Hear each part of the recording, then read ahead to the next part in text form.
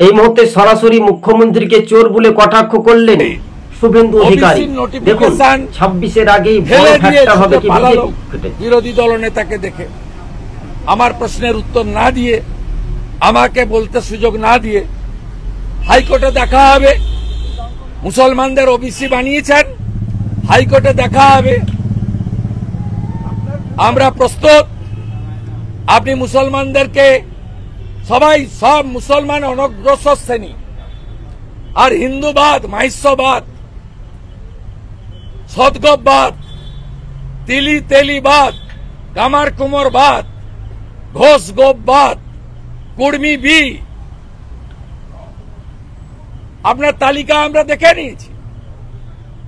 140-এর 105টা মুসলিমকে করে দিয়েছেন। ছেড়ে দেব নাকি আমরা? দর্শক বন্ধুগণ, আপনারা শুভেন্দু অধিকারীর বক্তব্যটা শুনতে পেলেন পরিষ্কারভাবে। টিভি সকাল ইউটিউব চ্যানেল আপনাদের সঙ্গে আমরা প্রতিবেদনটি তুলে ধরেছি। আমাদের ভিডিও ফুটেজটা সম্পূর্ণভাবে দেখবেন, স্কিপ না করে।